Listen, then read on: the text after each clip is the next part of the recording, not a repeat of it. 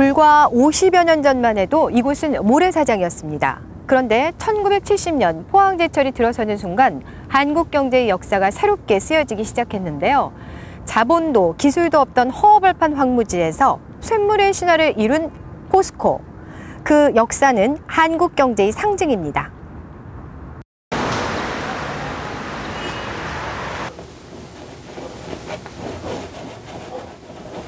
그림으로 역사를 기억하는 사람이 있다.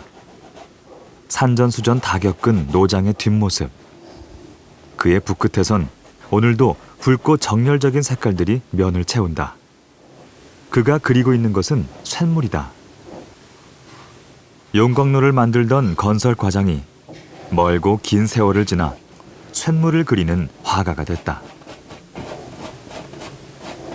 내가 그리는 그림 하나하나마다 내가 관련됐던 설비들의 그런 샘물이라든가 그런 광경들을 그리고 있습니다.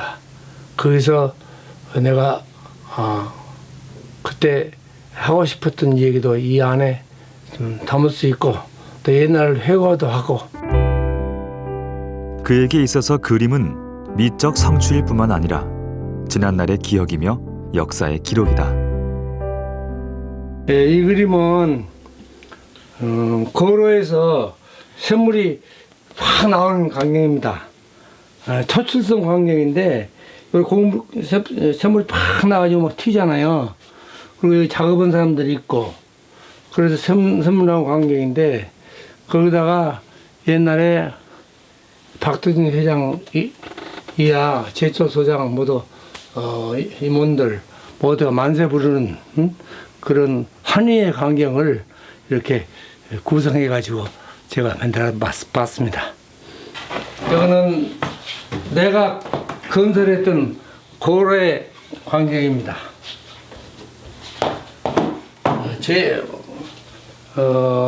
포항의 제2고로 건설 광경인데요. 내가 이 고로 건설에 내가 전문가예요. 그래서 이거는 내가 그래야 또 의미가 있을 것 같고 그래서 그려봤습니다. 우선 샘물 속에는 나의 인생이 다 담겨 있으니까 그러니까 지나간 인생을 그린다 이런 생각을 가지고 있고 샘물처럼 좀 생동감 있고 정열 있게 인생을 살아가자 하는 뜻에서 샘물을 계속 그리려고 하고 있습니다. 세계적인 철강 생산량을 자랑하는 포스코는 한국 최초의 종합제철소다. 1968년 창립 직원으로 이 회사에 입사했던 한경식 씨. 청춘을 바쳤던 회사에 오랜만에 찾아왔다. 열연 공장은 반제품 상태의 철강을 뜨겁게 달고 압력을 가함으로써 얇은 판으로 만든 곳이다.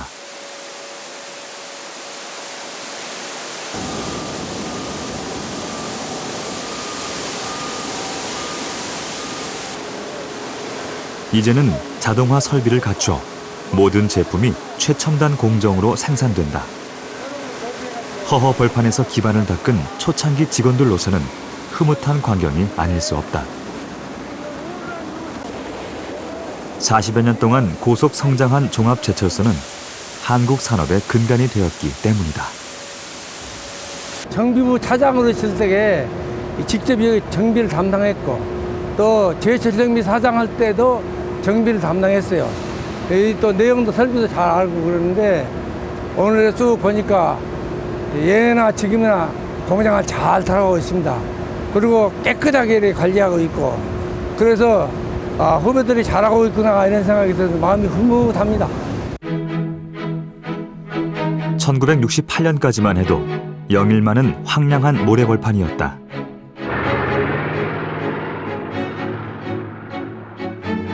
그 언덕 위에 2층짜리 목조 건물이 들어섰다. 이름하여 롬멜 하우스. 2차 대전 당시 독일 장군 롬멜의 야전 지휘소와 비슷하다 해서 붙여진 이름이었다.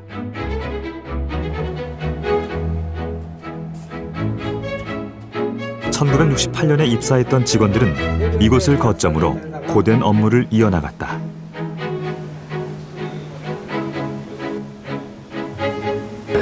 정태 사장이 모래 벌판에선 늘 강풍이 몰아쳐 인내심을 시험했다.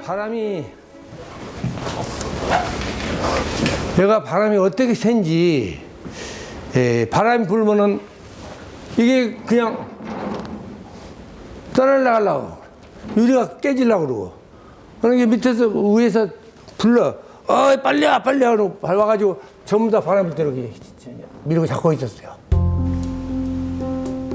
칠판에는 제철 강국의 꿈을 실현할 공사 일정이 빽빽하게 채워졌고 치밀하게 검토되었다. 이게 제일 처음에 내가 만드는 거 이게 빽빽하다 만났는데, 이거는 이제 박대준 회장님이 여기 와셔가지고 이 설명을 해가지고 내가 이 설명하는데 애를 먹었어요. 68년 전기 담당으로 입사했던 한경식 씨는 고로 건설 과장, 건설 본부장에 이르기까지 제철소가 건립되고 생산 설비가 확장되는 내내 현장을 지켰다.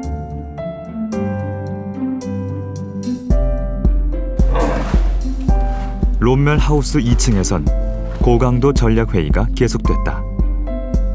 용광로를 제대로 본 적도 없는 사람들이 제철소를 만들자니 지혜를 모아야 했다. 전 사원이 책임감과 의욕으로 뭉쳤다. 그러나 제철소 건립을 확실하게 장담하는 사람은 드물었다.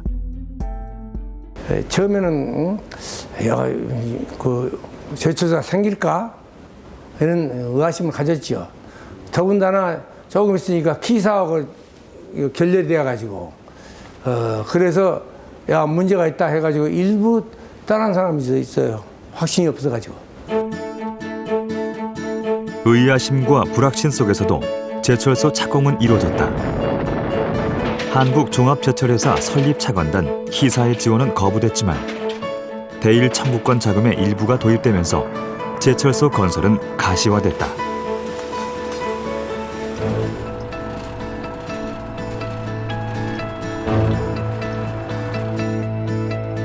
제철소가 착공되던 이듬해 일본에 파견될 연수단이 꾸려졌다. 당시 연수단에 있던 변성복 씨는 일본 견학 후 제철소의 중요성을 절감한다.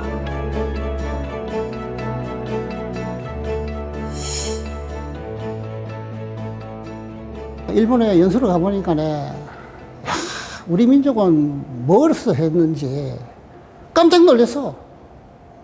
제철소에 들어가니까 말이야, 규모도 크지만은 세물이 펑펑 쏟아지고, 그래서 반드시 조국에 돌아와가지고 일관 제철소를 지어서, 제철소의 세물이라는 것은 산업의 살이라고 통상적으로 일어나니까 일본에 가서 그걸 느꼈어. 신간세에 왔다 갔다 하고 전부 다 자구형 가지고 있고 칼라 테레비라고. 당시 연수단은 새벽까지 공부하며 고로 건설 기술을 배웠다. 일본 회사는 기술 제휴를 맺고 있었지만 순순히 모든 것을 알려주지 않았다. 몇몇 핵심 기술은 어깨너머로 배우고 견눈질로 베껴와야 했다. 일본 갔을 때 계약상으로는 기술을 좀 더 오픈한다고 되어 있는데 신기술은 넣어야 못하겠다. 추강 작업, 그 다음에 합금식이고 이런 거는 곤란하고 일반적인 거는 이제 다 되고.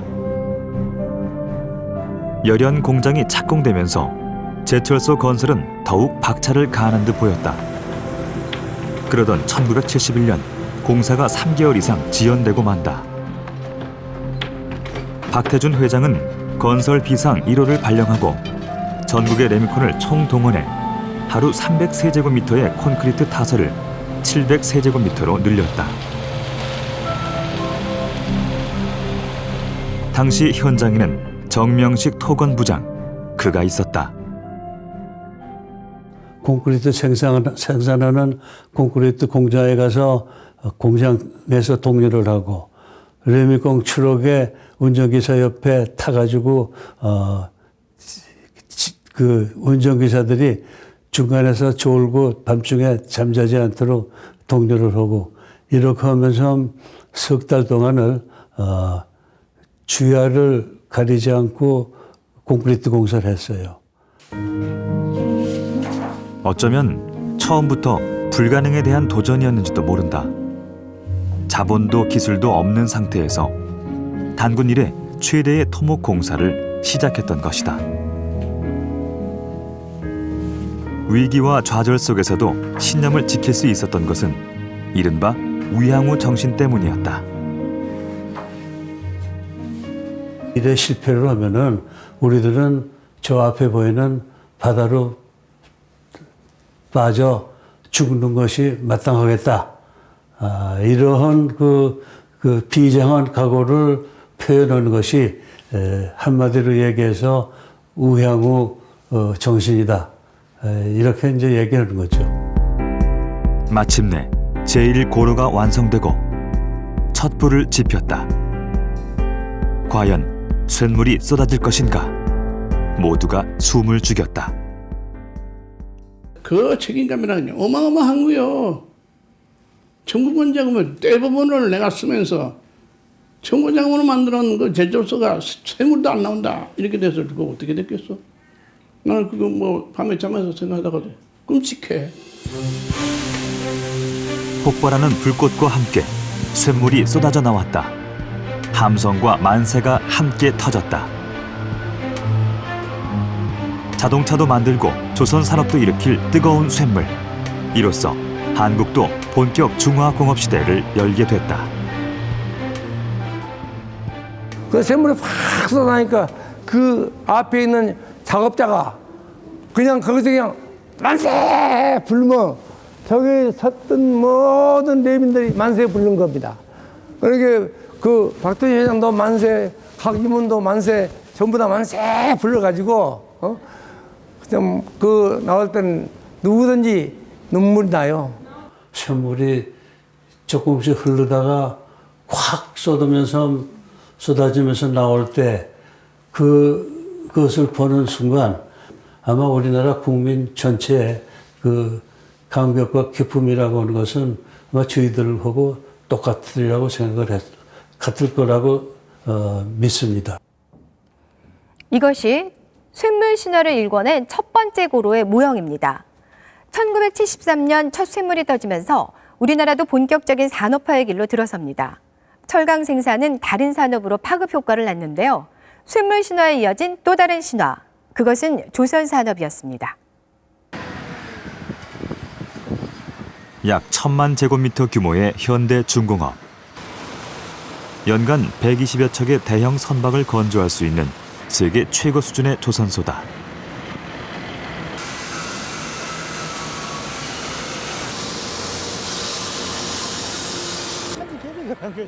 미포만 백사장에서 오늘의 조선소가 있기까지 그 40여 년의 역사를 기억하는 사나이들이 있다.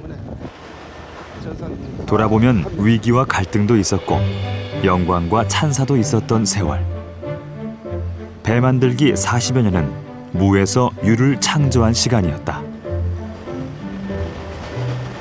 포장도 만들고 예. 또 배도 건조를 하고 동시 작업이 일어났던 거죠. 동시에. 예. 전 세계적으로 그 26만 톤급 이상 건조를 하면서 공기를 그렇게 빨리 해서 건조를 시킨 내용은 아마 없었을 거예요. 1973년 3월에 선박 건조에 착수한 현대조선소는 1년 3개월 만인 1974년 6월 28일 박정희 대통령 각하께서 참석하신 가운데 역사적인 제1, 2호선의 명명식을 가졌습니다. 초대형 유조선 애틀랜틱 배런호는 한국 조선 산업의 출항을 세계에 알리는 신호탄이었다. 철이 자체 생산됨으로써 가능해진 일이었다. 전부 다 한호를 하고 껴안고 손뼉치고 만세 부리고 했던 적이 있습니다. 예. 그런 배를 저희들 본 적이 있습니까?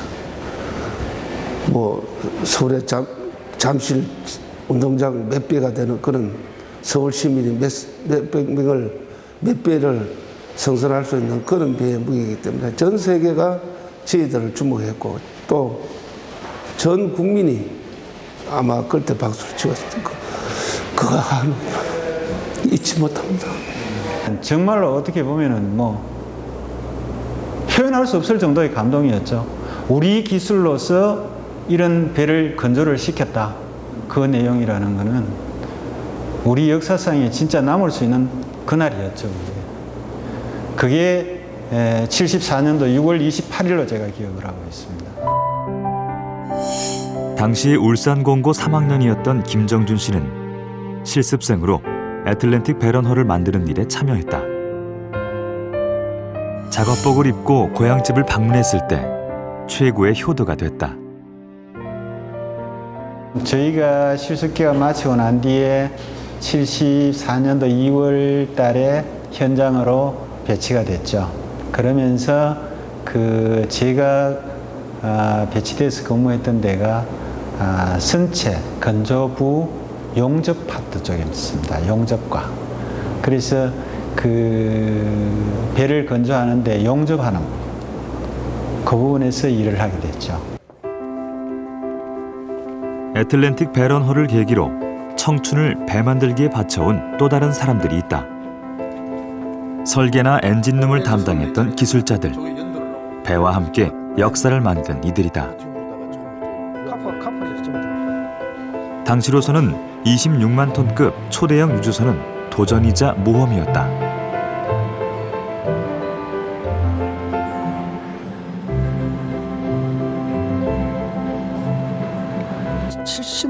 초 70년도 이때까지만 해도 우리나라에는 배가 제일 큰 것이 10만 3천 톤급이라고 그래서 한라산 배가 있었다. 그게 설령 22년 된 거야 그때. 그래 요 500원짜리요.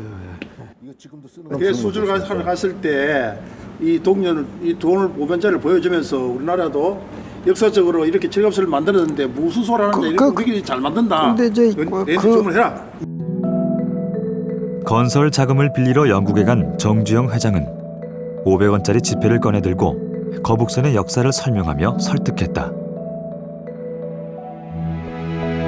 영국 스코트 리스고우 조선소에서 얻은 설계도와 지도 한 장을 내밀며 유조선 수주에 성공한다.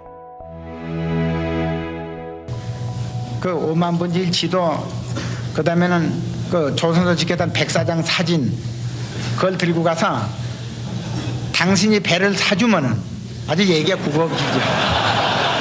배를 사주면은 사줬다는 증명을 가지고 영국 정부의 승인을 받아서 영국 정부에서 차관을 얻어서 기계를 뭐 사드리고 그래서 여기다 조선소를 지어서 네 배를 만들어줄 테니까 사라, 이런 얘기죠. 차관으로 부지를 매입하고 기공식을 치렀다. 경부고속도로 건설에 사용됐던 낡은 장비로 50만 톤 규모의 조선소 공사가 시작됐다. 기술이 있을 리 만무했다. 주요 기술진이 외국인으로 채워졌다.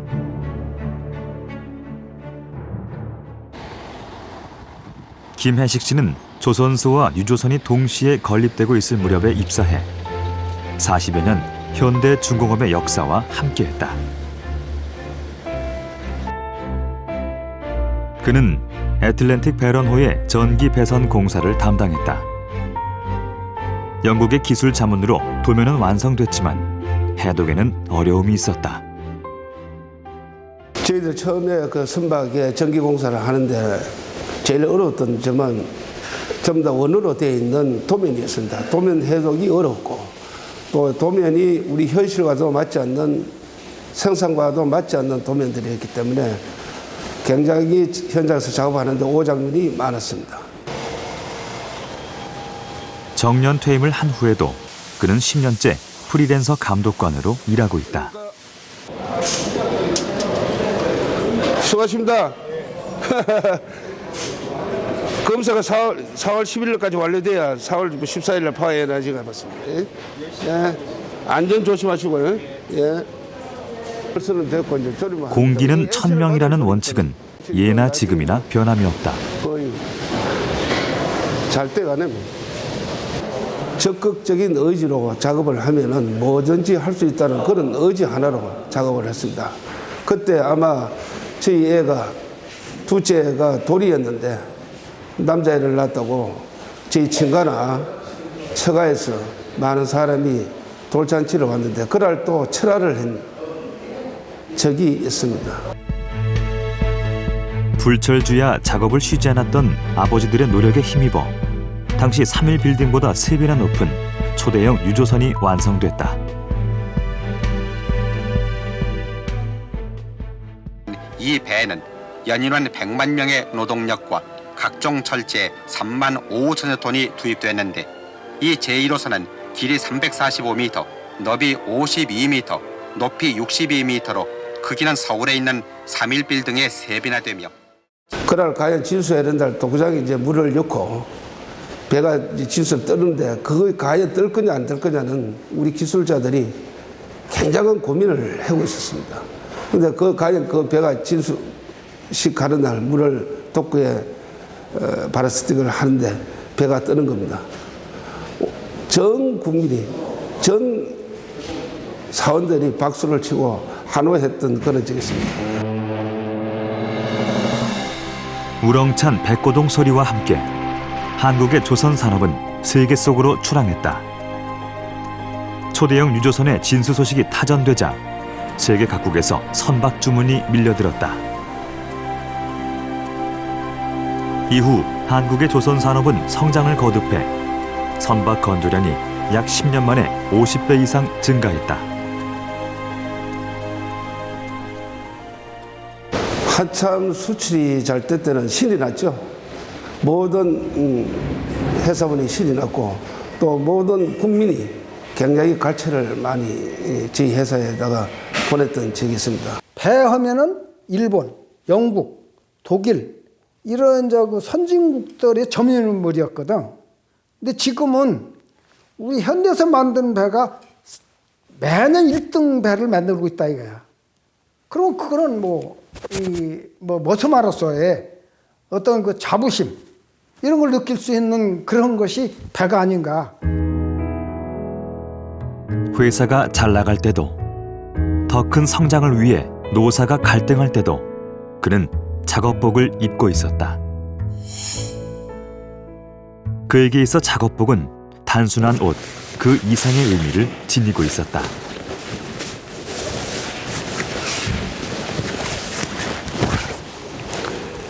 이 작업복이 고 작업 주신 고 정종희 회장님이 저한테 전해주신 작업복입니다.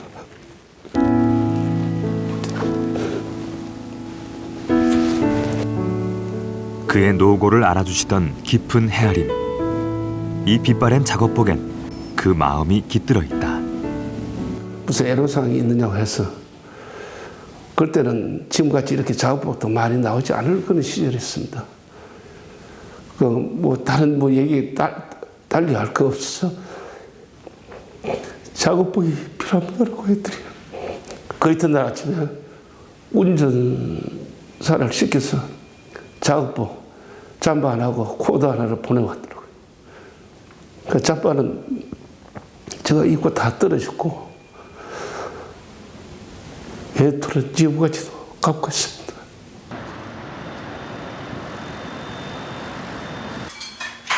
기름때 묻은 작업복을 입고 배 만들기 40년 인생을 사는 동안 가정은 안정됐다.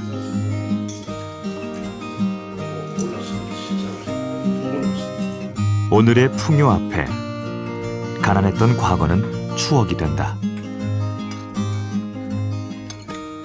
한 달 나오고 나서는 월급 27,000원. 27,000원이었어? 첫 월급 27,000원. 그때 공무원들 첫 월급이 부급 공무원이 아마 12,000원 정도 됐을 거야. 응? 맞네. 그거 가지고 그냥 너희들 키우는 거지. 아이들이 자라는 동안 아버지는 늘 부재 중이었다. 늘 그냥 일하는 사람이었고 초등학교 입학하기 전까지는 그러니까 뭐라 해야 되지? 아빠랑 같이 보내는 시간이 없고 아빠는 늘 회사가 있고 엄마랑 있었기 때문에 좀 무섭은 사람?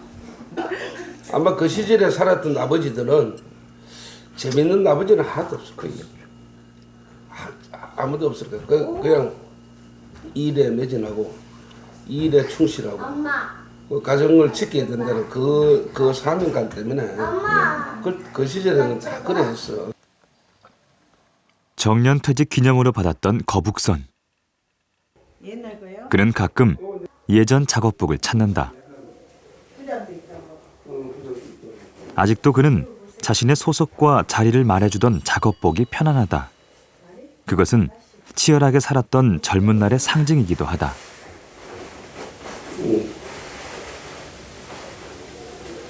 이거 입고 출근할 때가 그래도 좋았어요. 맞죠. 마음은 아프지요. 새벽에 나가면 해져가지고 그럴 때는 잔업도 많이 했어요. 아침 밥 해주고 뭐 저녁에 잔업하고 이래 두르고 좀 안 좋았지요. 막 여자들은 진짜 집에서 애기 보는 것밖에 없으니까 좀 안 좋았지요. 이리 와봐. 할아버지 들을 때 봐. 이리 와봐. 할아버지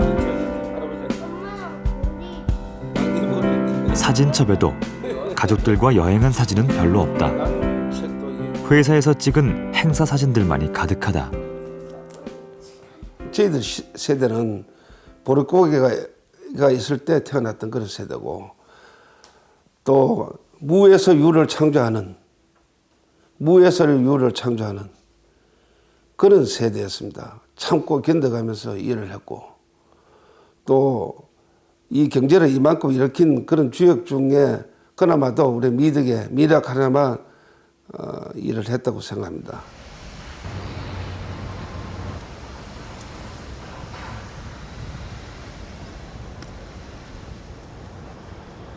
초대형 유조선 애틀랜틱 베러너와 함께 세계 속으로 출항했던 한국의 조선산업은 이제 세계 1위의 경쟁력을 가지게 되었습니다. 그렇다면 70년대 초반부터 철강, 조선, 기계화학 등 중화공업이 급부상했던 이유는 무엇일까요? 당시 정부는 경공업에서 중화공업으로 산업의 일대 전환을 선언합니다. 70년대 대통령 경제비서관이자 당시 중화공업추진위원회 기획단 부단장을 지냈던 김광모 씨. 그는 최근 중화공업 정책에 대한 책을 집필했다. 실무 경험을 바탕으로 손으로 직접 써내려간 육필 원고에는 중화공업 정책의 추진 배경과 목적 등이 자세히 기술돼 있다.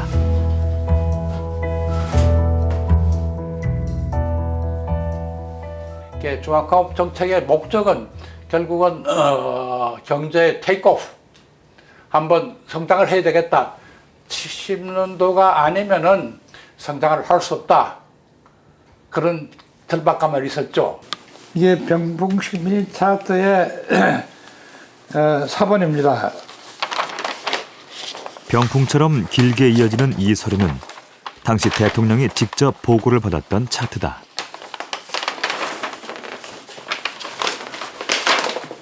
대통령의 재가를 받을 때 결제서류는 따로 있고 그 결제서류를 설명하기 위해서 병풍식 미니 차트를 만든 겁니다. 그 브리핑 차트에 대해서 크기가 작으니까 병풍식 미니 차트라 그랬고요. 당시 대통령이 보고를 받았던 경제개발 계획의 목표는 81년까지 수출 53억 불을 달성하자는 것이었다. 이에 만족할 수 없었던 박정희 대통령은 수출 목표를 100억 불로 상향 조정한다. 50억 불 가지고 선진국으로 올라가겠느냐? 후진국의 불레를 빨리 벗어나야 될 거 아니냐? 무슨 방법이 없겠느냐? 예를 들어서 100불 정도 수출할 수 없어? 이렇게 질문을 하셨습니다. 그래서 홍준표 수석은 예, 있습니다. 중화공업을 하면 됩니다. 이렇게 답변을 자신 있게 했습니다. 우리나라 공업은 이제 바야흐로 중화공업 시대에 들어갔습니다. 따라서 정부는 이제부터 중화공업 육성의 시책의 중점을 두는 중화공업 정책을 선언하는 바입니다. 1973년 중화공업화가 선언됐다. 1981년까지 수출 100억 달러와 국민소득 1000달러 달성을 목표로 세부 계획이 마련됐다. 경공업 중심의 산업 구조를 중화공업으로 바꾸기 위해 철강, 화학, 기계, 조선 등 6개 산업이 주요 육성 산업으로 선정됐다. 중화공업을 실시해야 하는 또 다른 이유가 있었다. 저희들이 처음 개발한 지대공 유도탄인 백검인데요. 여기가 추진기관이고 여기가 되게 탄두가 있고 여기 유도 조정 장치가 들어 있습니다. 자주 국방의 필요성이 절실히 대두됐고 무기 개발을 위해선 중화공업이 필수적이었다. 우리가 탱크를 만든다든지 무슨 포를 만든다는 것이 그게 주로 이제 기계나 소재 산업이거든요. 그것이 우리가 하는 또 중화공업하고 아주 그 매치가 잘 됐기 때문에 둘을 갖다가서 정말 동시에 이렇게 발전시켜야 될 충분한 이유가 된 것이죠. 1968년 북한의 무장 공비들이 청와대 뒷산까지 침투하는 김신조 사건이 터졌다. 긴장이 날로 고조되는 가운데 1971년엔 주한미군 철수 계획이 발표됐다. 1972년엔 미국 대통령 닉슨이 사회주의 국가인 중공을 방문하는 역사적인 사건이 벌어졌다. 핑퐁 외교의 결과물이었다. 국제 정세는 급변하고 있었고 해병 무드 속에서 자주국방의 필요성은 높아만 갔다. 북한에 물론 또 도전도 있었지만은 실질적으로 박 대통령께서 우리나라 자주국방하고 방위산업을 하겠다고 결심한 거는 미군의 철수 문제예요. 그것이 결정적으로 우리가 우리나라를 지키는데 남한테만 의존할 수 없다는 것을 갖다가서 그때 믿었기 때문에 방위산업을 갖다가서 해야 되겠다. 중화공업을 위한 인력 양성도 정부가 주도했다. 울산 공군은 1973년 농업고등학교에서 공업고등학교로 전환된다. 우수한 학생을 유치하기 위해 정부가 운영비를 지원하고 실습 위주의 수업이 진행됐다. 그때 당시에는 대학을 간다는 거는 쉽지가 않았죠. 지금부터 벌써 한 40몇 년 전이니까요. 그때만 하더라도 어떻게 하면 나와가지고 가게에 보탬이 될 수 있는 걸 찾으려고 생각했던 것들이 저희들 세대들이죠. 기술 인력 양성을 위해 1973년부터 전국에 공업고등학교가 설립됐다. 정부가 최신 기자재와 교사를 지원하고 학비와 장학금을 국고로 충당하면서 최고의 기술 교육을 실시했다. 전 국민의 과학과에 필요한 게 기술 인력이 있었습니다. 기술 인력 양성. 1, 2차 오게 되는 계획에서는 1차 산업으로 공장에서 공장을 지으면서 사람을 뽑아서 사내 훈련해서 그냥 쓰면 됐었어요. 그런데 중앙공장은 그하고 격이 높은 인력이 필요했던 겁니다. 그래서 훈련된 기술 인력을 양성을 해야 중앙공업에 설 수 있으니까 그걸 양성하자. 공고생들의 우수한 기술력은 국제기능올림픽을 통해 가시적으로 드러났다. 지금까지 모두 18번의 종합 우승을 차지했다. 77년 대회에서 금메달을 획득한 오왕근 선수도 금호공고에서 최고의 실습 교육을 받았다. 우리나라의 모든 기술 발전, 또 중화공업의 발전, 자동차 산업의 발전, 무슨 철강 산업의 발전, 특히 토목, 지하철 이러한 모든 기술이 이렇게 빨리 성장할 수 있었던 배경에는 70년대에 공업고등학교에 우수한 자원들을 모집을 해서 또 훌륭한 그 차원의 교육을 시켰기 때문에 가능했지 않았나 이렇게 생각을 합니다. 울산공단, 구로공단 등 60년대에 착공된 공단들은 70년대 초반에 모두 완공됨으로써 중화공업화의 주춧돌이 되었다. 공단에서 필요로 하는 우수한 인력은 공고에서 채워졌다. 중공업의 인력이 주로 공업계 고등학교 기능 인력이었습니다. 그런데 당시 울산에는 울산공고만 있었고 대다수 학생들이 울산에 있는 기업에 인력으로 진출하여 그 기업에서 중추적인 그런 역할을 했다, 이렇게 봐집니다. 서울 시내의 한 예식장. 가족의 대소사가 있을 때마다 30년 넘게 만나는 친구들이 있다. 다름 아닌 고교 동창생들이다. 열심히 살아. 야, 완전히. 올해 어렸을 때부터 만나가지고 아직까지 지금 한 30년 넘었지. 그렇지, 30년 넘었지. 꾸준히 한 1년에 한두 번씩 가야지.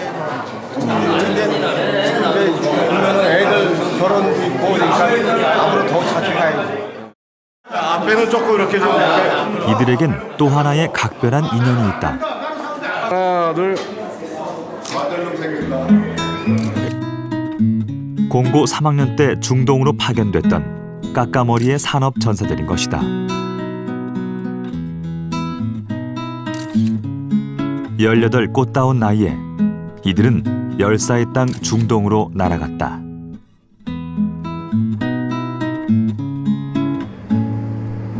중동 건설 특수를 통해 오일 달러를 벌어들이던 그때 부족한 인력을 보충하기 위해 중동 진출 기능사를 중점 육성하는 시범 공고가 지정됐다. 이들은 학교에서 800시간 이상 배관이나 용접 등의 실습을 받고 중동에 파견됐다. 한국인인데 이게 9시 뉴스에 나오는 거야, 고영석이가. 고영석이가 그 편지 보낸 게. 함께 모래바람을 맞았던 동기들이 한자리에 모였다.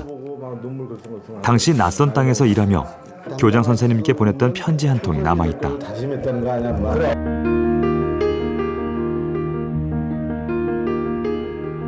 하루빨리 유능한 기술인이 되어 조국 근대화의 초석이 될 것을 다짐한다는 내용. 13명의 1차 선발대가 떠나던 날, 공항은 울음바다였다. 선발 때 이제 그 친구들이 이제 13명 갔을 때 그 공항에 이제 많은 친구들, 또 교장 선생님, 뭐 부모님들 이렇게 나가서 그 지금 기억하기로는 뭐 교가도 불렀고 애국가도 부르고 또 그때만 해도 이제 그 다른 여행객들도 지켜보면서 눈물을 글썽이고, 왜냐면 저희들이 이제 누가 봐도 너무 어리고 그 머리도 짧은 그 갓 졸업한 학생들이 이제 가게 된다 그러니까 주변에서 좀 안타까워하고 그러긴 했죠. 그때는 대한민국 전체가 다 그랬어요. 저는 빨리 학교 졸업해가지고 사회 나가가지고 돈을 벌어가지고 집안을 좀 이렇게 하자.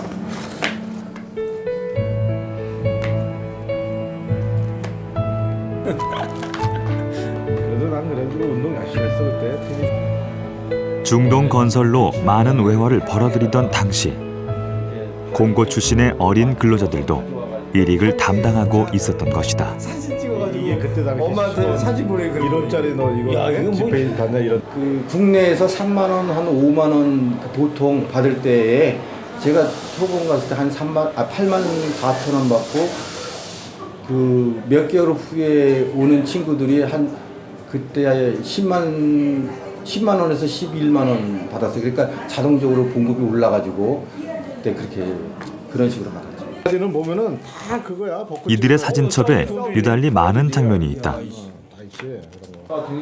바닷가에서 해수욕하는 풍경. 걱정하실 부모님을 안심시킬 사진이었다. 그러니까 현장에서는 이제 맨날 고생한다고 집에다가는 얘기는 못하고, 그러니까 휴일날 되면 이런 사진 하나 찍어가지고 어머님한테 사진 보내고 이렇게 편하게 지내고 잘 먹고 잘 산다고 이렇게 맨날 편지 보내고 그랬잖아. 우리 온 국민이 염원하던 100억 달러 수출이 마침내 이루어졌습니다. 1977년 드디어 수출 100억 불이 달성됐다.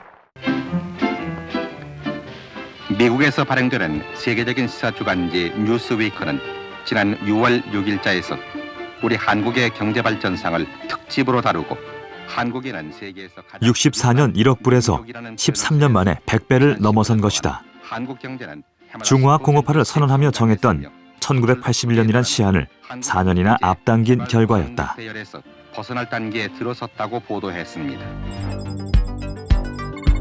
한국의 산업 구조는 경공업에서 중공업으로 일대 전환이 일어났다. 중화공업화 정책을 추진하여 1981년엔 172억여 달러를 수출했다. 이는 경제개발계획 목표의 3배가 넘는 수치다. 산업혁명을 성공적으로 이룩했다. 그거 하나예요.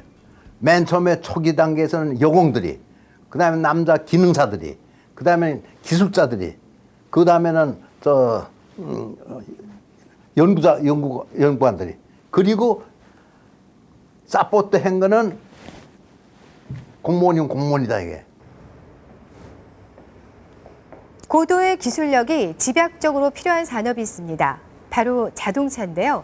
이 한 대의 자동차를 만들기 위해서는 철강, 유리, 합금, 전자장치에 이르기까지 수많은 분야의 기술이 뒷받침되어야 하기 때문이죠. 70년대 초반 우리도 국산 자동차를 자체 생산하기 시작했습니다. 바로 여기 포니인데요. 최초의 고유 모델인 포니는 한국이 세계 속의 신흥 강국으로 도약하기 위한 시동을 걸었습니다. 차세대 융합기술연구원에서 무인 자동차를 시험 중이다.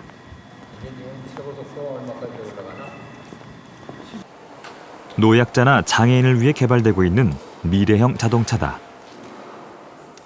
차에 센서가 부착돼 있어 앞에서 이뤄지는 움직임을 보고 방향을 잡는다.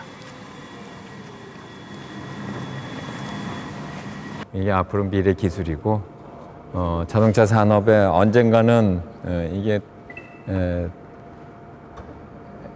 고속도로도 달리고 복잡한 시내 도로에도 달리고 이게 미래 산업 먹거리가 되지 않을까 이렇게 생각을 합니다. 그 학생들도 좋아하고 이러다 보면 또 주변 기술들도 이렇게 축적이 돼 나가고 재밌습니다. 이게 또 뒷등하네. 이충구 센터장은 젊은 연구원들과 다양한 형태의 무인 자동차를 개발하고 있다. 이 차를 접속하기 위해선 지금 이 차가 인터넷에 연결돼 있거든요. 그래서 인터넷으로 접속을 해서 이 차를 컨트롤할 수 있게 그렇게 만들어놨습니다. 그래서 이게 이 차를 실제적으로 주행을 할 수 있도록 해주는 거고요.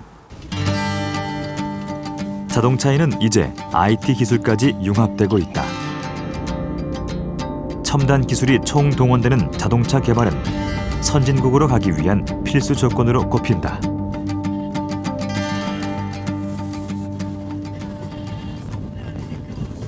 자동차가 없이는 선진국으로 살아남을 수는 저는 없다고 생각합니다.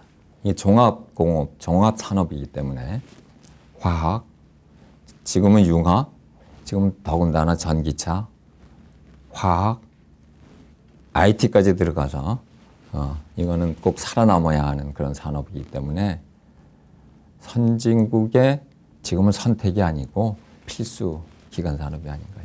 발파 출국하세요? 예, 저도 출국해요. 몇 사람이 가나 이번에? 젊은 세대와 소통하며 차세대 자동차 산업의 미래를 대비하는 이충구 센터장. 옆에로 따라가면은 이제 방향을 제어하기가 좀 힘들어요. 그는 한국 자동차 역사의 산 증인이다.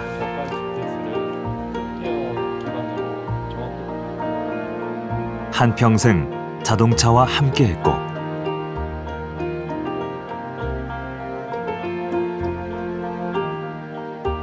우리나라 최초의 고유 모델 포니를 개발한 주인공이기도 하다.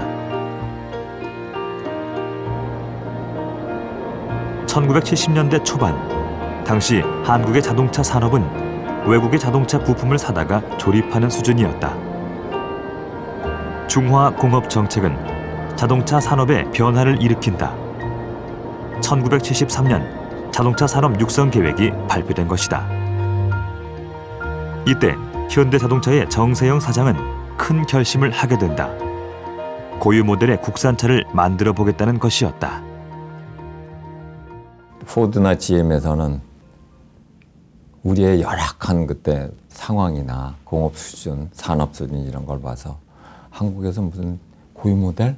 말도 안 되는 소리. 그러고 한국 담당하는 포드의 책임자 매니저하고 회장님이 직접 이렇게 미팅도 가지셨던 것 같아요. 고유 모델 개발을 위해 차체 디자인을 이탈 디자인사에 맡기기로 정해졌다.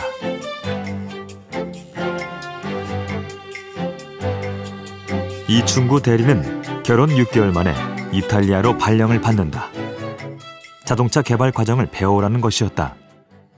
결혼한 지는 얼마 안 됐지만은 그때만 해도 그랬던 것 같아. 저희 그 결혼 생활 무슨 가족 이런 것도 중요했지만은 그래도 해외 나가서 또 선택돼서 뭐 해외 그런 문화를 한번 접해본다는 것만 해도 굉장한 선택된 그런 생각이었기 때문에 굉장히 복받았다 이렇게 생각을 했던 것 같습니다. 이탈리아 디자이너들의 작업은 잘 이해가 되지 않았다. 이때 무작정 써내려간 그의 노트는 일명 이대리 노트라고 불린다. 무엇이 중요한지 알 수가 없어 기억나는 것은 무엇이든 기록했다. 시작과 끝을 알지 못해 퍼즐 조각을 맞추듯 디자인을 배웠고 설계 방법을 체득해 나갔다.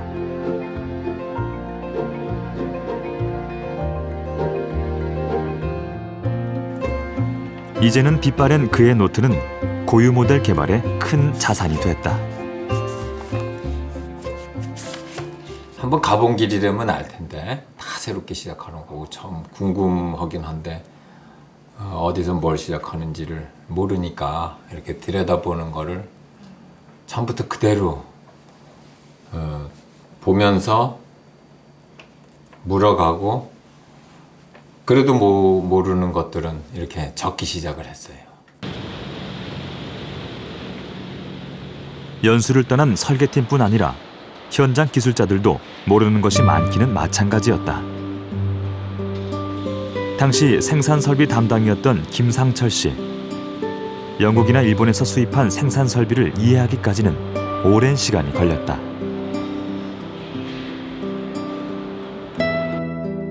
책에도 나오지 않는 문제들을 외국에서 온 엔지니어들에게 묻고 확인해가며 기술을 익혀나갔다. 설비 이런 부분들이 이제 초기에는 주로 해외에서 도입된 그 설비였습니다.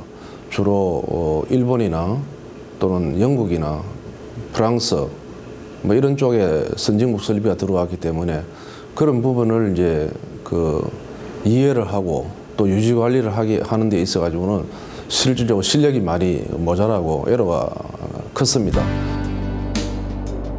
크고 작은 문제들을 극복해가며 포니는 조금씩 제 모습을 갖춰갔다. 남산을 오르내리며 주행시험도 마쳤다. 남산을 못 올라갈 거다는 생각을 했다고요. 그래가지고 이제 남산이 올라가고 못 오고에 의해서 우리는 죽고 살고에 길어서 올라간다. 그 생각인데 차를 가져서 남산 올라가니까 이놈이 부릉부릉 잘 올라가요. 아 옳다고 살았다고 이제. 1976년 포니가 드디어 양산되기 시작했다. 우리의 기술력으로 만든 최초의 고유 모델. 포니는 온 국민의 기쁨이었다. 양산이 시작해갖고 팔리기 시작하고 힘이 좋고 택시 운전서들이 뭐 날개 돋친 듯이 팔리고 모자라고 하자마자 5만 6천 대 양산 공장에서 10만 대로 늘린다 그러고 이랬을 때 뭐라 그럴까요? 뭐 표현할 수 없었지만 하여튼 굉장히 뿌듯했던 것 같습니다.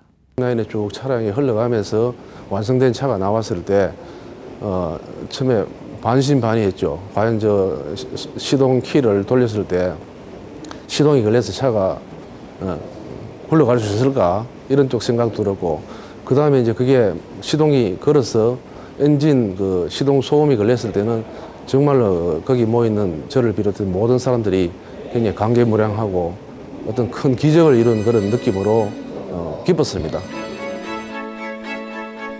최초의 국산차 포니는 한 기업의 성과를 넘어 국민 모두의 자랑이었다.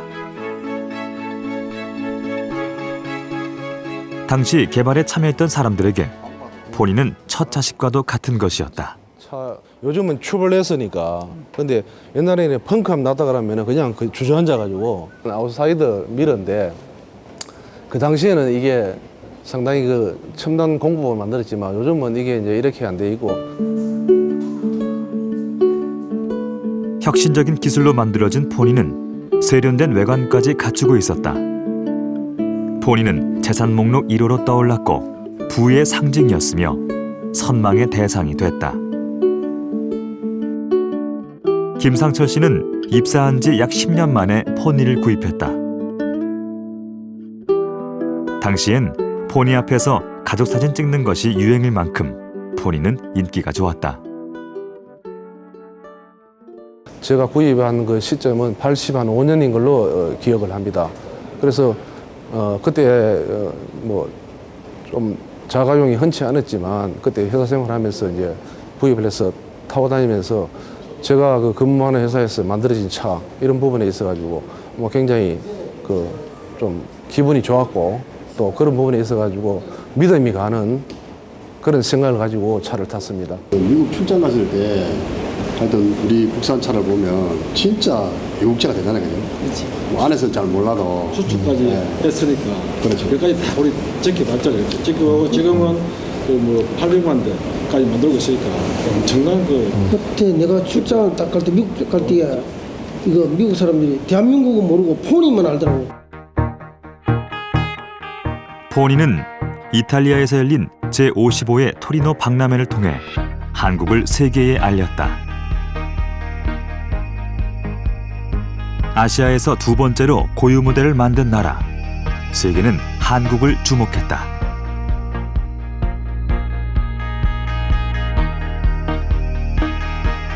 한국이라는 작은 나라가 만들어낸 포니에 세계는 놀랐다.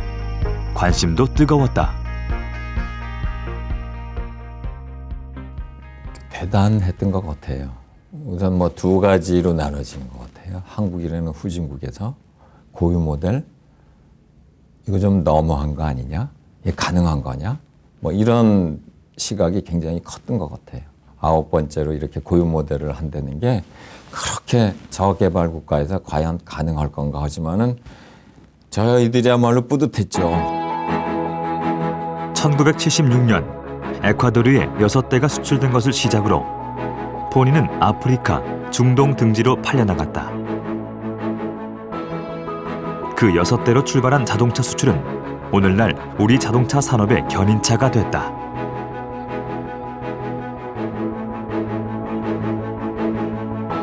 수출이 늘어가면서 1978년 10만 대 생산, 1980년 20만 대 생산, 1982년 30만 대 생산을 돌파했다.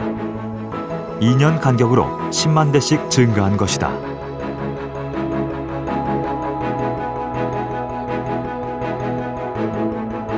우리는 포니를 통해 세계를 보았고 세계는 포니를 통해 한국을 알게 됐다. 포니 이후 자동차 생산량은 꾸준히 증가해 자동차 생산 세계 5위를 자랑하게 됐다.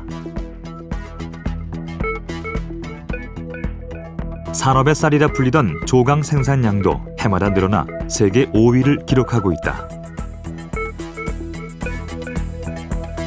1980년대 이후 세계 1위에 오른 선박 건조량은 2000년대 이후 1억 톤을 돌파했다. 때로는 산업 전사로 혹은 수출 역군으로 기름때 묻은 작업복에 긍지를 가졌던 수많은 아버지들, 불가능을 현실로 바꾼 사람들, 이름 없는 근로자들. 한국 경제 70년의 성장 속엔 그들이 있었다. 그 시기에 살아간 한 사람으로서 작은 그 힘이 되지 않냐 생각하고 저 자신이 그 일하는 과정에서는 몰랐지만 세월이 이렇게 지나고 나서 뒤로 돌아봤을 때 그런 과정들을 추억하면서 또 많이 느끼고 그렇게 그 부분에 있어서 저도 뭐 경제 발전에 조금이나마 보탬이 되었다 이렇게 생각합니다. 우리나라의 산업 발전에 기적을 이룬 그런 역사 현장에서 일했다는 걸 너무 자랑스럽게 생각하고 지금도 흐뭇하게 생각합니다. 1차 대전 후에 후진국 선진국으로 발전한 나라가 없었으니까 그러니까 참고할 자료가 없었죠. 우리 자신이 만들었어요. 그래서 우리는 백지 상태에 출발했기 때문에 한국형 경제개발 모델이다 그렇게 얘기를 합니다.